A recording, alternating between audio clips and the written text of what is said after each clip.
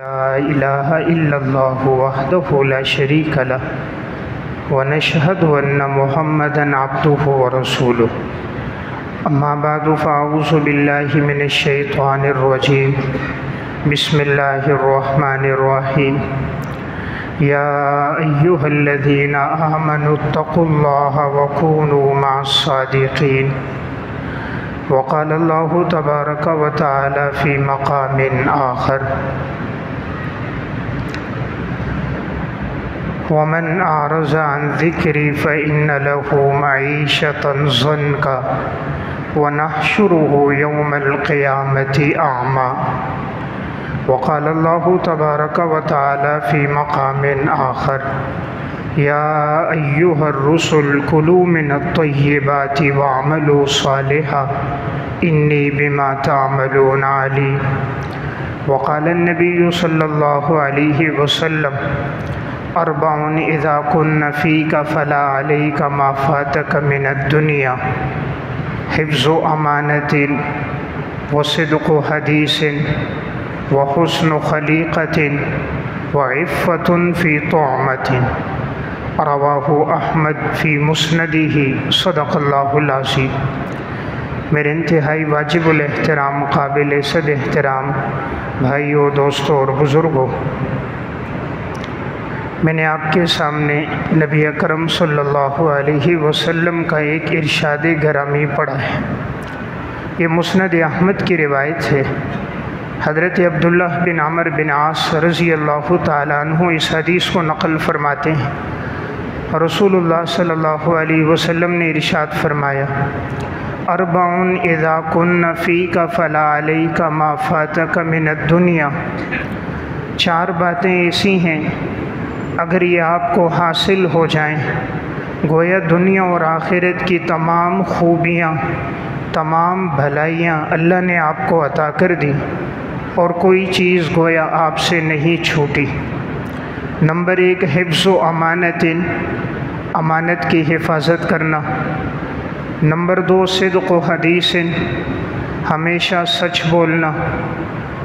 Number तीन, हुस्नु खलीक़तिन, अच्छे अखलाक के साथ ज़िंदगी गुजारना। नंबर चार, इफ़्फ़तुन फ़ी तुअमतिन, और रिज़्क़ हलाल के साथ अपने आप को वाबस्ता रखना, हराम से और मुश्तबे माल से अपने आप को बचाना। ये रिवायत मुस्नद अहमद में है। इमाम मुंज़री रहमतुल्लाह अलैह ने भी अत-तरग़ीब व तरहीब में इसको नक़ल करके फ़रमाया कि ये रिवायत तबरानी में और मुस्नद अहमद में हसन दर्जे की रिवायत है। अल्लामा हैसमी रहमतुल्लाह अलैह ने भी मजमा-उज़ ज़वाइद व मंबउल फ़वाइद में नक़ल फ़रमाया कि इस रिवायत की सनद हसन दर्जे की है। अल्लामा अलबानी रहमतुल्लाह अलैह ने भी रिवायत को सही करार दिया है। तो इस हदीस में आप सल्लल्लाहु अलैहि वसल्लम ने चार बातें बयान फरमाई। अगर ये चार बातें मेरी और आपकी ज़िंदगी में आ जाएं तो हमारी ज़िंदगी खुशगवार हो जाएगी। और आपने जो इरशाद फरमाया कि गोया उसे दुनिया और आखिरत की भलाइयाँ सब मिल गईं जिसमें ये चार बातें हों, तो हमारी कोशिश हो कि ये चार खूबियाँ हमारी ज़िंदगी में आएँ। सबसे पहली खूबी हिफ्ज़ु अमानतिन, अमानत की हिफाजत। अमानत की हिफाजत, इसमें दोनों चीज़ें दाखिल हैं। कोई अगर किसी के पास माली अमानत रखवाए उसकी भी वो हिफाजत करे, अगर किसी के पास किसी के राज की अमानत है वो उसकी भी हिफाजत करे। मुनाफिक आदमी की निशानी ये है कि वो अमानत में ख़यानत करता है। आयतुल मुनाफिक़ी सलासुन इज़ा हद्दस कज़बा व इज़ा वअदा अख़लफ़ा व इज़ा तुमिना ख़ाना। मुनाफिक की तीन निशानियां हैं, जब बोले तो झूठ बोले, और जब अमानत रखवाई जाए तो ख़यानत करे, जब वादा करे तो ख़िलाफ़ वर्जी करे। मोमिन की अलामत क्या है कि उसकी ज़िंदगी में अमानतदारी और सच्चाई होती है। रसूलुल्लाह सल्लल्लाहु अलैहि वसल्लम ने फरमाया, ला ईमान लिमन ला अमानत ला वला दीन लिमन ला अहद ला। जिस आदमी में अमानतदारी नहीं गोया उसका ईमान नहीं, जिसमें वादे की पासदारी नहीं गोया उसमें दीन नहीं। तो सहाबा और सलफ़ में अल्लाह ने दोनों सिफ़ात रखी थी, सच्चाई भी, अमानतदारी भी। और जिस आदमी में ये सिफ़ात मौजूद हो, आखिरत में तो अल्लाह ताला बदला देता ही है। अगर ज़िंदगी में अमानतदारी हो तो अल्लाह दुनिया में भी उसका बदला देता है। अल्लामा इब्न रजब हम्बली रहमतुल्लाह अलैह की किताब है ज़ैल तबक़ातिल हनाबिला। इसमें इन्होंने काज़ी अबू बकर मोहम्मद बिन अब्दुल बाक़ी मारिस्तान रहमतुल्लाह अलैह के हालात में एक वाक़या लिखा। काज़ी अबू बकर बज़्ज़ार रहमतुल्लाह अलैह एक बहुत बड़े आलिम, अपने दौर के मुहद्दिस गुज़रे हैं। ये फ़रमाते हैं, एक दफ़ा मैं हरम गया तो उन दिनों में मेरे ऊपर क़हत साली थी, मेरे पास कुछ ना रहा, तंगदस्ती आ गई, फ़क़्र व फ़ाक़ा आ गया, जो कुछ था वो ख़र्च हो गया। हालात ऐसे आए कि मेरे पास कुछ ना रहा। एक दफ़ा मैं हरम से आ रहा था तो रास्ते में मुझे एक थैली मिली। जब मैंने वो थैली उठाई तो वो खूबसूरत थैली थी और वो रेशम की बनी हुई थी और ऊपर से जो उसको बांधा हुआ था वो भी रेशम के एक रस्सी के साथ बांधा हुआ था। तो जब मैं घर लेकर गया, वो खूबसूरत थैली खोली तो उसमें 500 दीनार थे। दीनार सोने की अशरफियाँ होती हैं, तो 500 दीनार बहुत बड़ी रकम थी। तो जब ये मुझे मिली तो दिल में ख़्याल आने लगा कि क्यों ना इसको अपने इस्तेमाल में ले आऊँ।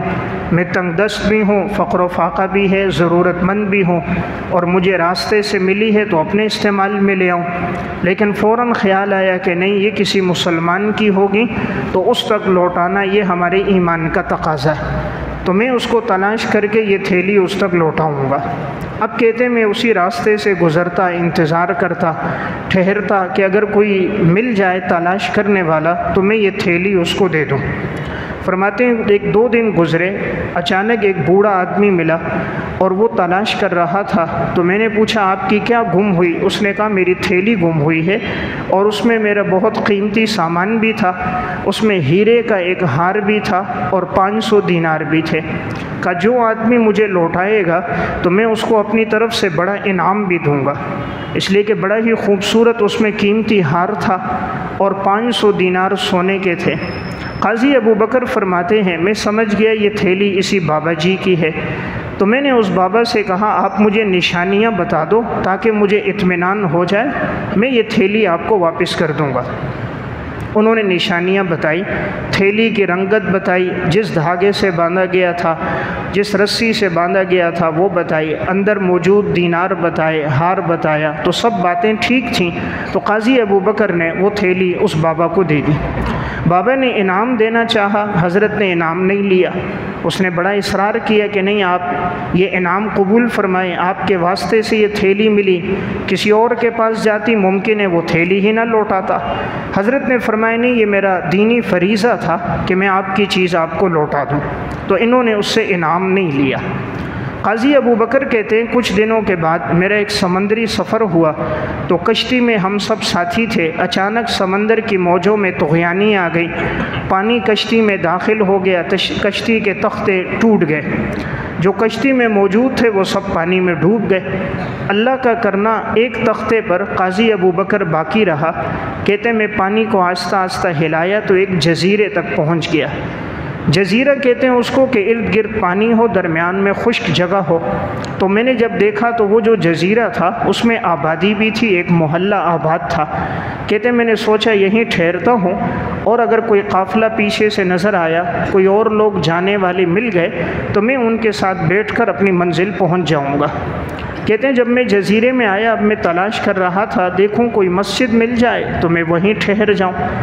काज़ी अबू बकर कहते हैं तलाश करते करते उस जजीरे में एक छोटी सी आबादी थी, वहाँ एक कच्ची मस्जिद थी। मैं मस्जिद में दाखिल हुआ, वहीं मैंने थोड़ा आराम किया। जब नमाज का टाइम आया, उन्होंने देखा मुसाफिर है, पूछा आलिम हो? कहा जी हूँ। कहा जी आप नमाज़ पढ़ाइए।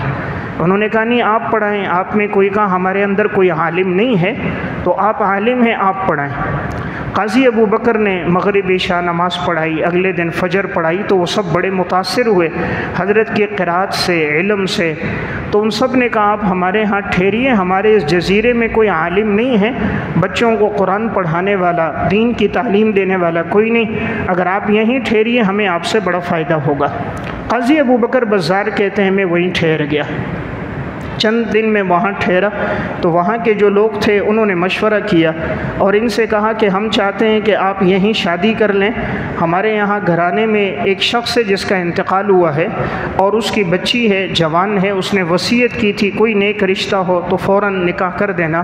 तो हम चाहते हैं आपका यहीं निकाह हो जाए और आप यहीं बच्चों को दीन की तालीम दें, लिखना पढ़ना सिखाएँ।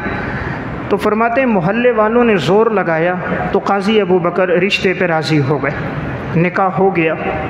अल्लामा इब्न रजब हम्बली लिखते हैं जब पहली रात वो अपनी घरवाली के पास गए तो जैसे ही नज़र पड़ी तो वही हार जो वो थैले के अंदर था, जो थैला इनको मक्का में मिला था, वही कीमती हार इन्होंने देखा तो वो उस लड़की के गले में था।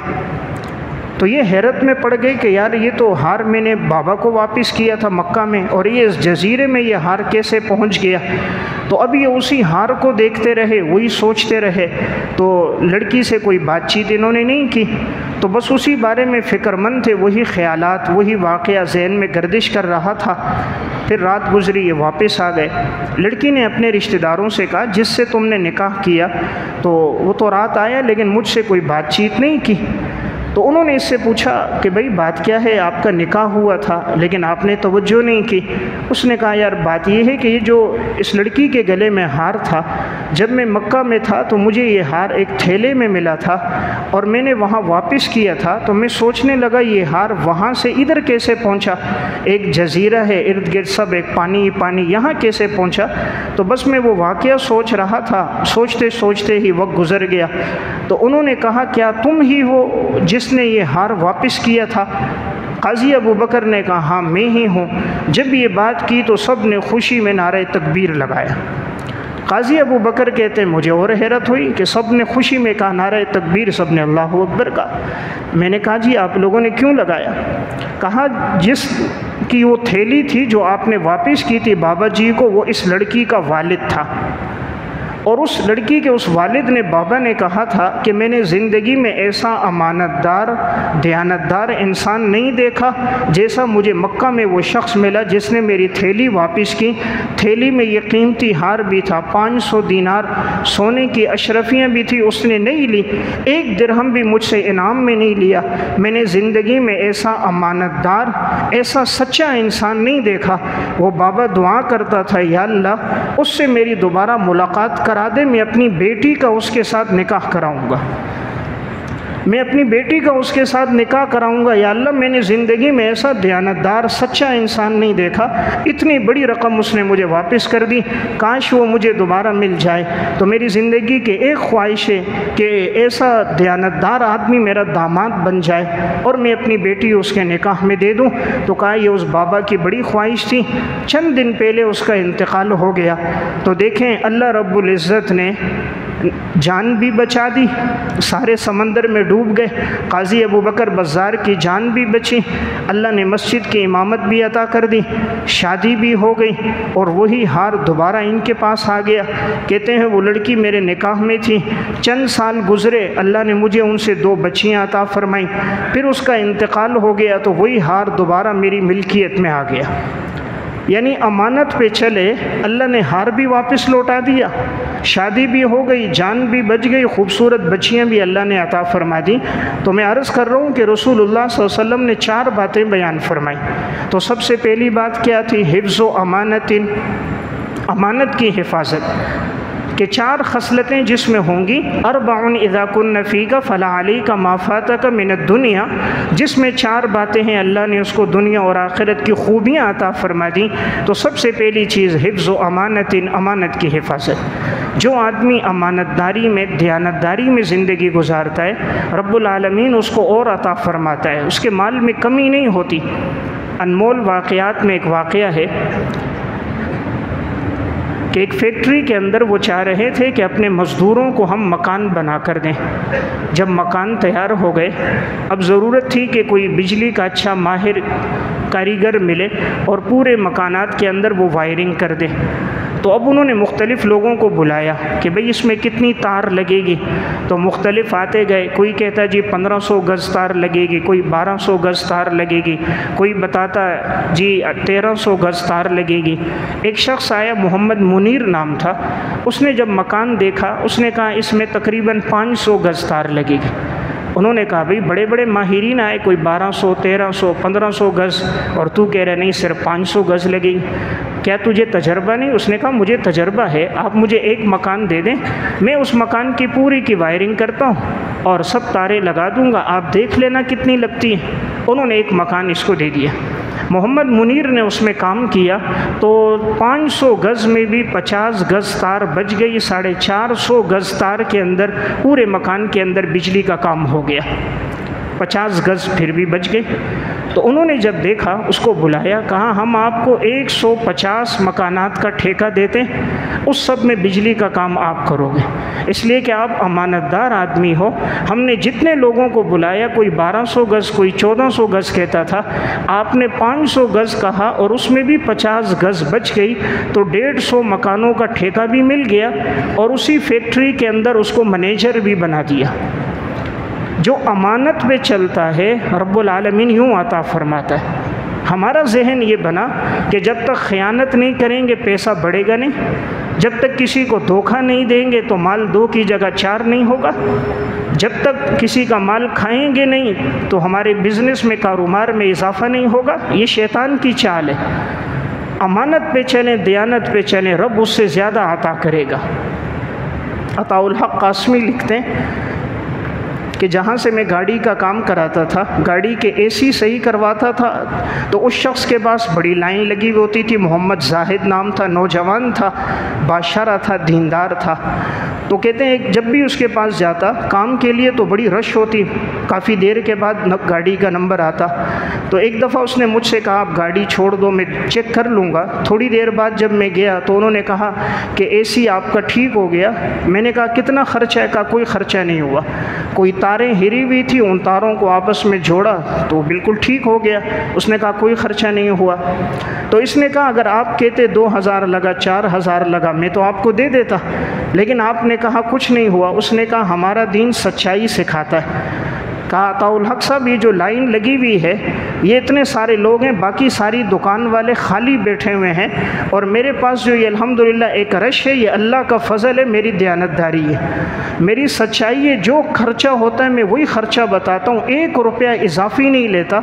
इसलिए मेरे पास इतनी रश है कि आगे हफ्तों तक काम मेरे पास पड़ा हुआ है।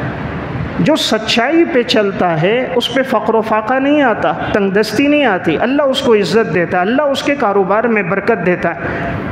आज होता क्या है, पर्ची बनाने के लिए गए, सामान ख़रीदा 3000 का, लिखवाते हैं जी पर्ची बनाओ 5000 की। किसको धोखा दे रहे हो? अलीमुम बिज़ाति सुदूर ज़ात को, जिससे राई के दाने के बराबर कोई चीज़ पोशीदा नहीं है। क्या किरामन कातिबीन बैठे लिख नहीं रहे? क्या ज़मीन और आसमान के फ़रिश्तों को मौत आ चुकी है? क्या कायनात की ये सरज़मीन गवाही नहीं देगी? क्या इंसान के आज़ा क़यामत के दिन नहीं बोलेंगे? तो चंद टक्के तो आदमी कमा लेता है, लेकिन ख़यानत का ये माल फिर कभी कोर्ट कचहरियों में निकलता है, कभी थानों में निकलता है, कभी बीमारियों में निकलता है, कभी मुसीबतों में निकलता है, कभी औलाद की नाफरमानी में निकलता है। कमाया था 2000, चला गया 20000।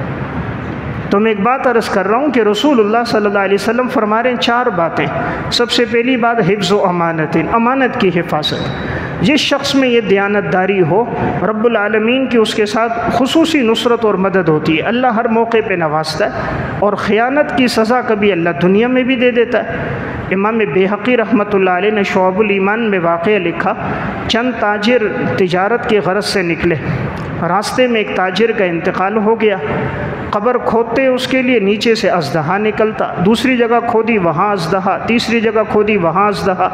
बात समझ नहीं आ रही, जहाँ खोदते हैं बड़ा अज़दहा निकलता है। हज़रत अब्दुल्लाह इब्न अब्बास रज़ी अल्लाह तआला अन्हु उस वक्त मौजूद थे। हज़रत से पूछा गया, हज़रत ने कहा ये इसकी ज़िंदगी का कोई गुनाह है जिसकी वजह से ये अज़दहा निकल रहा है, तुम सारी ज़मीन खोद दोगे तब भी ये निकलेगा। तो लिहाजा बस किसी एक कब्र में इसको डाल दो। जैसे ही कब्र में डाला गया, वह अज़दहा निकला, उसके पूरे जिस्म के साथ लिपट गया। उन्होंने जल्दी से कब्र बंद की, वापस आ गए।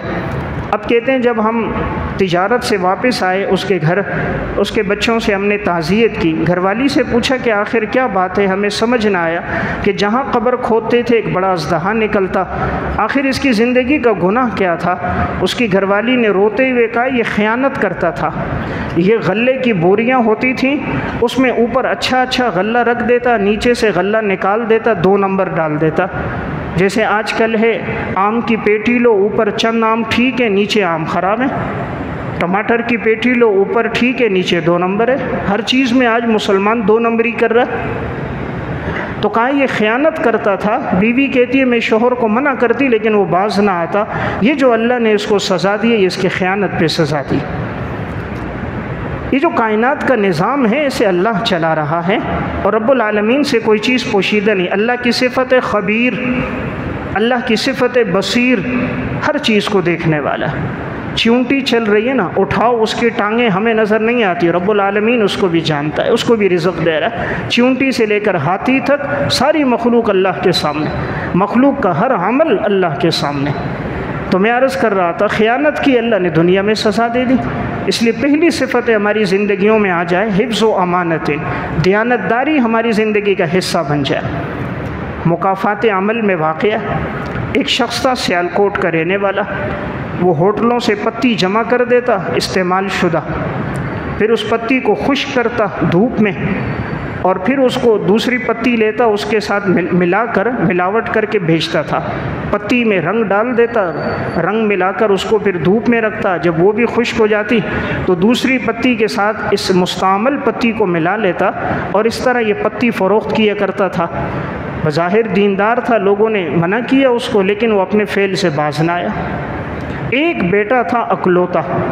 जब बेटा ने जवानी को पहुंचा, 22 साल उम्र हो गई, शबाब में था, बड़ी उम्मीदें थी मुस्तकबिल में कमा के देगा, मेरा दस्तो बाजू बनेगा। उस बेटे की कमर पर एक फोड़ा निकला, दाना निकला। वो बिगड़ते बिगड़ते चंद महीनों में कैंसर बन गया। कैंसर बना, इसने जितनी दौलत इस रास्ते से जमा की थी वो सारा सरमाया, सारा पैसा बेटे के इलाज पे लगा दिया। 3 साल तक बेटा बीमार रहा, सारी दौलत लग गई। 3 साल के बाद बेटा भी मर गया। जो माल हराम के रास्ते से कमाया था वो इसी तरह चला गया। ये माल नसीब नहीं होता।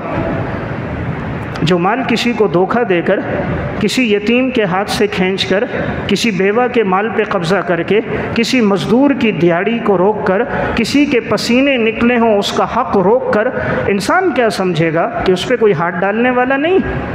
इंसान तो बड़ा कमज़ोर है। आज देखें बुखार आया हुआ डेंगू, एक मच्छर काट रहा है, अस्पताल जाना हुआ, देखा सब जगह मच्छर की तस्वीरें लगी हुई हैं। बड़ा अस्पताल था, हर जगह तस्वीर है, ये मच्छर इस तरह का है, पानी पे बैठता है, इस टाइम बैठता है, इस टाइम उड़ता है, इससे बचने की तदाबीर ये हैं ये हैं। मैं सोचने लगा अल्लाह की मखलूक में सबसे छोटी मखलूक है मच्छर। तो रब्बुल आलमीन जब बंदे को सज़ा देना चाहे एटम बम नहीं मारता। ये छोटा सा मच्छर एक टक मारा खड़ा नहीं हो सकता है। इंसान इतना कमज़ोर है। अल्लाह की ज़ात असल ताकतवर ज़ात है। तो 4 सिफ़ात हुजूर फरमा रहे। पहली सिफ़त है हिफ्ज़ व अमानतिन, अमानत की हिफाजत। दूसरी बात सिद्क़ व हदीसिन, सच बोलना। रसूलुल्लाह सल्लल्लाहु अलैहि वसल्लम दूसरी बात बयान फरमा रहे हैं, सिद्क़ व हदीसिन, सच बोलना। हज़रात सलफ़ की ज़िंदगी में सच्चाई थी। आज के हमारे ताजिर, आपको 100 में 10% ताजिर नहीं मिलेंगे जो सच बोलते हो। माशरे में दयानतदारी और सच्चाई ख़त्म हो गई। जहन ये बन गया सच बोलेंगे तो बच्चों को तालीम कैसे देंगे, सच पे चलेंगे तो कारोबार फ़रोग़ कैसे पाएगा, सच्चाई पे आएंगे तो बच्चों के लिए बैंक बैलेंस कैसे जमा करेंगे। गोया नज़रिया ये बना खुदा रसूल जो कह रहा है उसकी कोई अहमियत नहीं। जो आज का हमारा जहन बना उसकी अहमियत है, इसलिए फिर वो माल नसीब नहीं होता। सलफ़ में सच्चाई थी। तारीख़ मदीना दिमश्क में सियर व आलाम नुबला में सुलेमान बिन अब्दुल मलिक एक दिन किसी मामले पे उमर बिन अब्दुल अज़ीज़ रहमतुल्लाह अलैह से उलझ गया। बातों बातों में कहने लगा आप झूठ बोल रहे हो। उमर बिन अब्दुल अज़ीज़ रहमतुल्लाह अलैह ने कहा जब से मैंने होश संभाला है, इज़ार बंद बांधना मैंने शुरू की है, उस दिन से लेकर आज तक मैंने कभी झूठ नहीं बोला। तो कैसे कह रहे तूने झूठ बोला? यानी जब से होश संभाला है उमर बिन अब्दुल अजीज़ रहमहुल्लाह ने कहा उस वक्त से लेकर आज तक मेरी ज़बान पे कभी झूठ नहीं आया। ऐसी सच्चाई के साथ ज़िंदगी गुजार के गए। इमाम इब्न अबी दुनिया रहमतुल्लाह अलैह की किताब अस्समत, इसमें इन्होंने वाक़या लिखा। रिबई बिन खिराश रहमतुल्लाह अलैह बड़े अल्लाह वाले बुज़ुर्ग गुज़रे हैं, लेकिन ज़िंदगी में कभी झूठ नहीं बोला। हज्जाज बिन यूसुफ़ ने इनके 2 बेटों को गिरफ़्तार करने के लिए कहा। बहुत तलाश किया, वो बच्चे नहीं मिल रहे थे। किसी ने कहा इनके वालिद से पूछो, इनका वालिद कभी झूठ नहीं बोलता, उससे पूछो, अगर उनको पता होगा वो बता देगा। हज्जाज ने इमाम रिबई बिन खिराश रहमहुल्लाह को बुलाया। हज़रत आए, कहा आपके 2 बेटे कहाँ? उन्होंने बता दिया फ़लाँ जगह पर है। हज्जाज ने अपनी फ़ौज भेजी, गिरफ़्तार करके ले आए। हज्जाज ने कहा अगर तू झूठ बोलता, मुझे नहीं पता, तो हमें तो पता न चलता। हज्जाज जैसा जालिम आदमी जिसने 1,20,000 अफराद को नाहक कत्ल किया, मौत के वक्त जिसकी जेल में 20,000 से ज़ायद लोग नाहक मौजूद थे, जिसका जुल्म व सितम मशहूर था, तो यानी झूठ बोलकर अपने बच्चों की जान बचा सकते थे। हम 10 रुपये के लिए खुदा के नाम की झूठी कसम खा लेते हैं। यहाँ 2 बेटों की जान का मसला है, जिनका एक बोल उनकी औलाद की जान बचा सकता है, लेकिन वो वहाँ भी रब की नाफरमानी नहीं करते। अल्लाह नेकी का बदला आखिरत से पहले दुनिया में भी देता है। अल्लाह रब्बुल इज़्ज़त ने हज्जाज के दिल में मोहब्बत डाल दी। हज्जाज ने कहा मैंने ज़िंदगी में ऐसा आदमी नहीं देखा, ऐसा सच बोलने वाला कि अगर ये ज़बान से झूठ बोलता हमें पता न चलता, लेकिन इसने फिर भी सच बोला, हमने इसकी सच्चाई पर इसके दोनों बेटों को छोड़ देते। हज्जाज ने दोनों को कत्ल नहीं किया। तो मैं अर्ज़ कर रहा हूँ, दूसरी बात रसूलुल्लाह सल्लल्लाहु अलैहि वसल्लम फरमा रहे हैं सिद्क़ व हदीस है कि जिसकी ज़िंदगी में हमेशा सच्चाई हो वो अपने आप को झूठ से बचा रहा। तीसरी बात रसूलुल्लाह सल्लल्लाहु अलैहि वसल्लम ने इरशाद फरमाई वह हुस्न खलीक़तिन, जिसके अखलाक अच्छे हों, जिसके अखलाक अच्छे हों, ख़ूबसूरत अखलाक वाला इंसान हो, उसके लिए बशारत आई है हदीस में। आज ये सिफत भी बहुत नापेद हो गई। आज हमारे अखलाक उसके साथ अच्छे हैं जिससे हमारा मफाद वाबस्ता है। अगर किसी के साथ मफाद है तो उसके साथ उसने अखलाक से पेश आते हैं, अगर किसी से मफाद नहीं है उससे बदअखलाक़ी से पेश आ रहे होते हैं। आज कितने हैं जो वालिदैन से बदअखलाक़ी कर रहे हैं, बेटी माँ से बदअखलाक़ी कर रही है, बेटा बाप से झगड़ रहा है, भाई भाई से दस्तो गिरेबान है। कितने जो गरीबों के साथ बदअखलाक़ी से पेश आते हैं। यानी ये जेवर भी आज मुसलमान से आहिस्ता आहिस्ता ख़त्म हो रहा है। आज हमारे अखलाक का ताल्लुक़ है, कोई दौलतमंद पैसे वाला है, मालदार है तो उससे अखलाक से पेश आते, कोई गरीब है तो उसके साथ कोई अखलाक से पेश नहीं आता। अगर वो अपना सगा भाई भी है, ज़रूरतमंद है, तो देख के रुख मोड़ देते हैं, कहीं ऐसा ना हो ये मुझसे किसी चीज़ का मुतालबा ना कर दे। सलफ़ की ज़िंदगी कैसी थी? इमाम गज़ाली रहमतुल्लाह अलैह ने इह्या उलूमुद्दीन में लिखा, हज़रत अबू उस्मान हैरी रहमतुल्लाह अलैह बड़े बुज़ुर्ग गुज़रे। एक दफ़ा एक शख्स इनसे कहने लगा हज़रत आपकी दावत है, हमारे घर आकर खाना खाएं। इसरार किया, हज़रत चले आए। रास्ते में गए साथ लेकर घर पहुँचे। अब वो हज़रत को आज़माना चाह रहे थे कि इनके अखलाक कैसे हैं। घर लेकर गए और फिर कहा हज़रत वो तो मैं घर में बता ना सका, घर वालों ने तो कोई खाना वगैरह नहीं बनाया, तो फिर कभी आप आओगे तो फिर आपको खाना खिला देंगे। हज़रत ने फरमाया कोई बात नहीं, तुमने दावत दी थी, मैं आ गया, नहीं पका कुछ नहीं। हज़रत जाने लगे। जब घर तक पहुंच गए, अंदर दाखिल हुए, फिर ये आ गया। कहा नहीं हज़रत कुछ पका हुआ था घर में, मुझे याद न रहा। घर वालों ने कहा नहीं थोड़ा सा और भी है, घर में तैयार है। तो हज़रत चलो आते। तो फिर इसरार किया, हज़रत फिर आ गए। अबू उस्मान हैरी जब घर में पहुँचे फिर इसने कहा नहीं वो तो बच्चे खा गए, हज़रत घर में तो कुछ नहीं है। हज़रत फिर आने लगे। रास्ते में आए तो ये कदमों में गिर गया। हज़रत मैं आपके अखलाक जांचना चाह रहा था, मैंने आपसे ज़्यादा अच्छे अखलाक वाला नहीं देखा। आपको बुलाया, फिर भेजा, फिर बुलाया, लेकिन आपकी पेशानी पे कोई बल भी नहीं आया। हज़रत अल्लाह वाले जो होते हैं वो खूबी की निस्बत अल्लाह की तरफ कर देते, अपनी तरफ नहीं करते। फरमाया भाई ये बात तो कुत्ते में भी है, बुलाओ तो आ जाता है, वापस करो तो चला जाता है, फिर बुलाओ तो आ जाता है। ये तो कोई खूबी नहीं, आपने बुलाया हम आ गए, आपने भेजा हम चले गए। अल्लाह हमें अखलाक अता फरमा दे। यही अबू उस्मान हैरी रास्ते से गुज़र रहे थे, ऊपर से किसी ने राख ऊप फेंक दी। घर में चूल्हा वगैरह जलाया था तो जो अंगारे थे, राख थी, कोयले फेंक दिए। अबू उस्मान हैरी के साथ शागिर्द भी थे, वो सब गुस्से में आ गए, कहाँ जाकर हम इनसे बदला लेंगे, इन्होंने हमारे शेख पर ऊपर से राख फेंकी है। शागिर्द उस घर की तरफ जाने लगे, हज़रत ने उनका हाथ पकड़ा, रोक दिया, फरमाया भाई हम तो मुस्तहिक थे, हम गुनाहों की वजह से कि जहन्नुम की आग गिरती, ये अल्लाह का मामला है, राख गिरी है, आग नहीं गिरी। मुस्तहिक तो थे कि आग गिर जाती, लेकिन अल्लाह का फ़ज़ल है, चलो राख है, कोई आग नहीं, बस ये है कि अल्लाह इस पर ज़िंदगी गुजार दे। इब्राहीम बिन अदहम रहमतुल्लाह अलैह कश्ती में जा रहे थे तो समंदर में सफ़र होता रहा, होते होते अचानक, अब चूँकि इन्होंने अपने सर का हलक किया हुआ था तो अल्लाह वाले बुज़ुर्ग थे, अपने ज़िक्र में थे, कश्ती में नौजवान थे, तो वो सारे खड़े हो गए, मजाक शुरू कर दिया। जब कहीं तफरी होती है तो कोई नेक आदमी मिले तो उसके साथ लोग तफरी लगाते हैं, इस्तेहज़ा करते हैं। तो एक उठता इब्राहीम बिन अदहम के सर पे मारता, दूसरा उठता हलक किया हुआ टिंड थी, दूसरा मारता, तीसरा मारता। हज़रत ने कुछ न कहा। एकदम समंदर की मौजों में तुग़यानी आ गई, कश्ती यूं डगमगा रही है, करीब है कि कश्ती डूब जाए, सारे कदमों में गिर गए। हज़रत गलती हो गई, हमने आपकी गुस्ताखी कर दी, अल्लाह के लिए हमें माफ़ कर दे, लगता है एक मौज आई तो कोई भी नहीं बचेगा। इब्राहीम बिन अदहम ने सर उठाया, कहा या अल्लाह तूने अपनी कुदरत दिखा दी, अब अपनी रहमत भी दिखा दे। कुदरत दिखा दी, रहमत भी दिखा दे। थोड़ी देर गुजरी, पानी नॉर्मल हो गया और कश्ती किनारे पर पहुंच गई, सारे कदमों में गिर गए। हज़रत आज के बाद गुस्ताखी नहीं करेंगे, तौबा ताइब हो गए।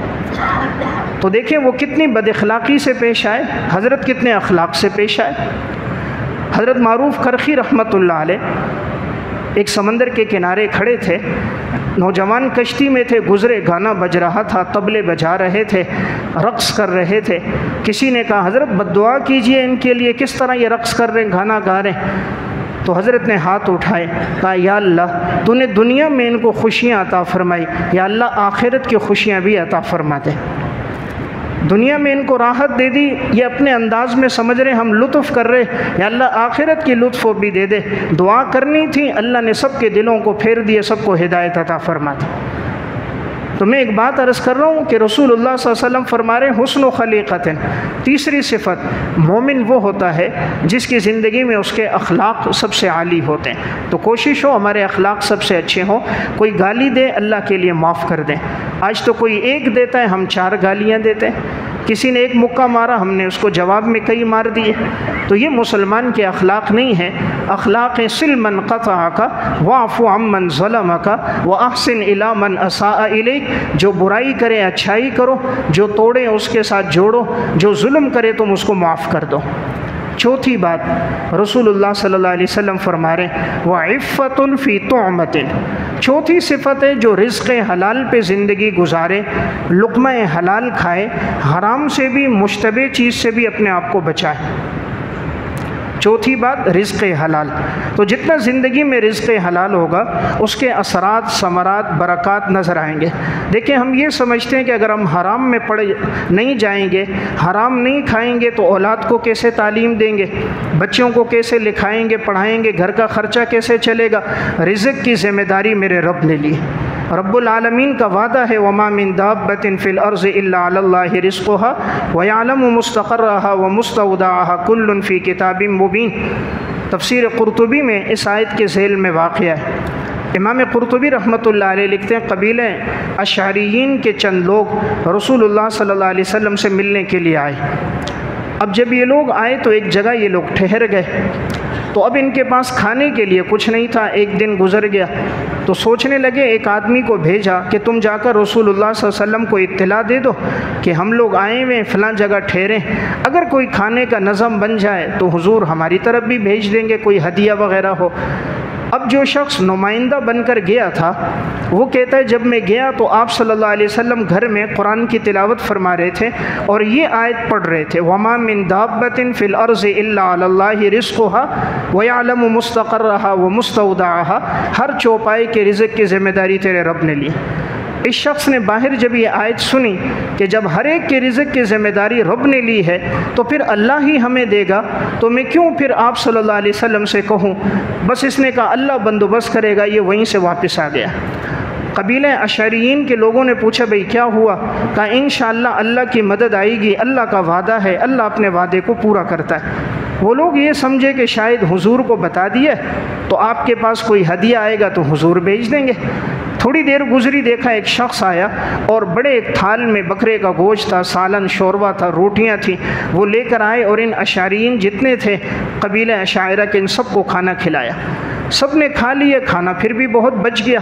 तो इन्होंने कहा चलो रसूलुल्लाह सल्लल्लाहु अलैहि वसल्लम के पास वापस ले जाएंगे और हुजूर को जाकर कह देंगे आपने हदिया बहुत ज़्यादा भेजा था, हम सब ने खाना खा लिया फिर भी बच गया। अब ये लोग जब लेकर गए आप सल्लल्लाहु अलैहि वसल्लम से फरमाया या रसूलल्लाह आपने बहुत भेजा था तो हम सब ने खाया फिर भी इतना बच गया।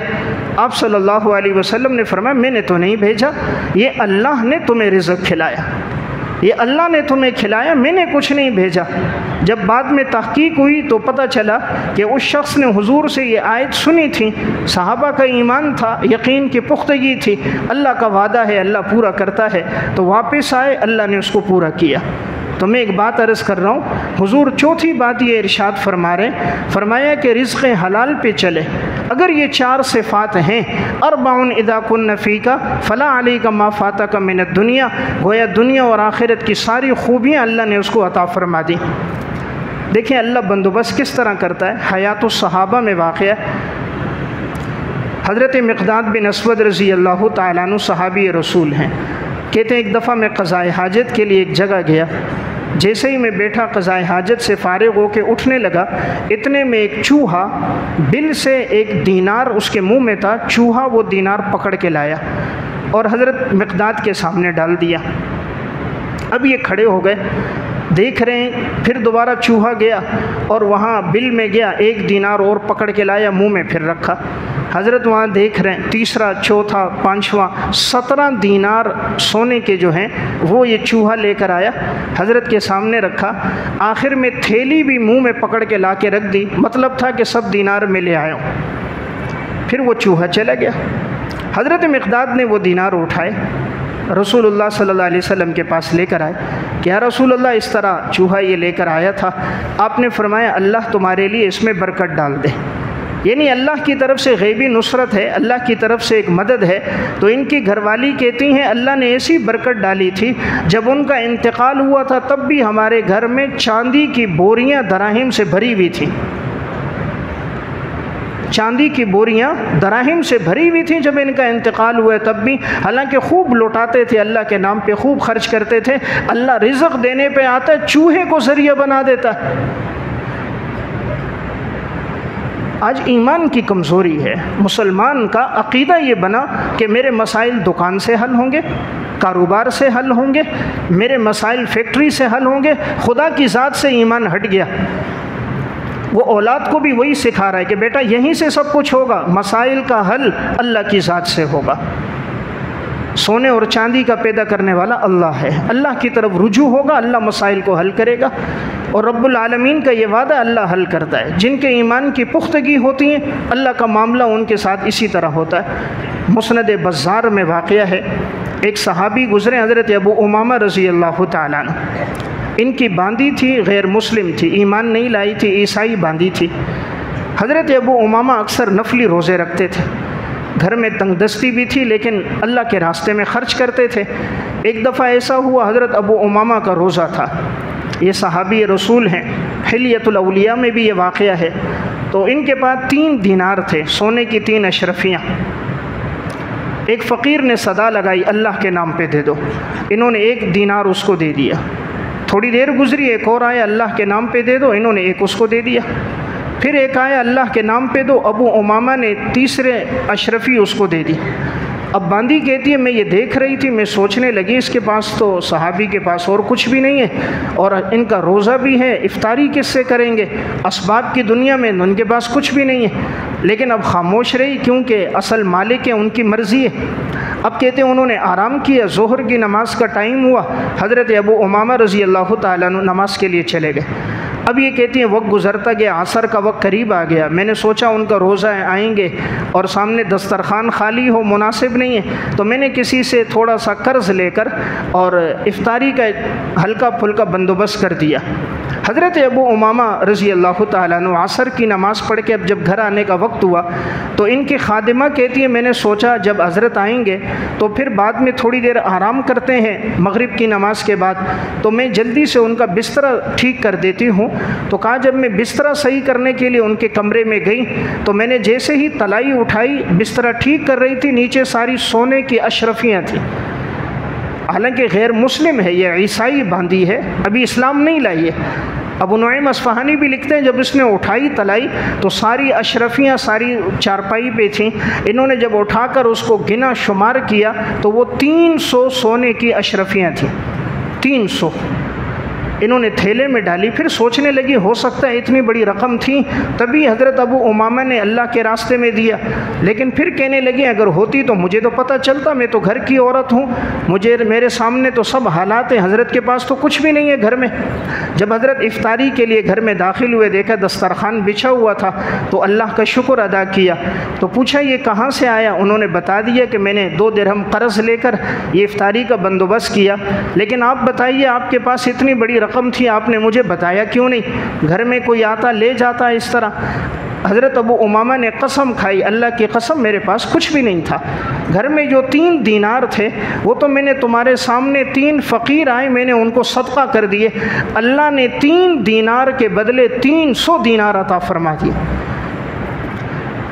अल्लाह के नाम पर दिए 3 दीनार, रब ने वापस किए 300 दीनार। सोने की अशरफियाँ, जितना माल हलाल का होता है, एतिक़ाद और यकीन पुख्ता होता है, ज़रूरतमंद होकर खुदा के नाम पे देता है, इखलास होता है, रब्बुल आलमीन का बदला उसी तरह वापस होता है। ज़मीन और आसमान का बादशाह रब भी तो देख रहा है ना कि मेरा बंदा मेरे साथ क्या मामला रखता है। जब उस बांदी ने देखा वाकई इनके पास कुछ नहीं था और अल्लाह ने इतनी दी, उसने उसी वक्त जुनार गले में डाली हुई थी, ये ईसाइयों का निशान होता है सलीब का। उस बांदी ने वो निशान काटा, जिस्म पे निशानात थे उसको मिटाया, कहा हज़रत कलमा पढ़ाइए। हज़रत ने पढ़ा अशहदु अल्ला इलाहा इल्लल्लाह व अशहदु अन्ना मुहम्मदन अब्दुहु व रसूलुहु। वो ईसाई बांदी वही मुसलमान हो गई। फिर एक वक्त आया, अबू नुईम लिखते हैं कि अल्लाह ने फिर इसको ऐसा इल्म अता फरमाया था, कल तक जो ईसाई लड़की थी अब एक बेहतरीन आलिमा और मुअल्लिमा थी और वो लोगों को दीन सिखाती, कुरान सिखाती थी। तो मेरा वाक़या सुनाने का मकसद, रिज़्क़ की ज़िम्मेदारी रब ने ली है। तो ये 4 सिफ़ात हैं, अगर ये ज़िंदगी में आ जाएं, आप अलैहिस्सलाम ने फरमाया दुनिया और आखिरत की सारी खूबियाँ आ गईं। तो ये 4 बातें अर्ज़ करके बात ख़त्म कर रहा हूँ। तो हुज़ूर ने पहली बात इरशाद फरमाई है हिफ्ज़ व अमानतिन, अमानत की हिफाजत। नंबर 2 सिद्क़ व हदीसिन, ज़िंदगी में सच्चाई। नंबर 3 आप अलैहिस्सलाम ने फरमाया हुस्न व खलीक़तिन, अच्छे अखलाक। नंबर 4 इफ़्फ़तुन फ़ी तौमतिन, रिज़्क़ हलाल। बस ये 4 चीज़ें ज़िंदगी में आ जाएँ, गोया दुनिया और आखिरत की खूबियाँ हमें मिल गई। अल्लाह हम सबको अमल की तौफ़ीक़ अता फ़रमाए।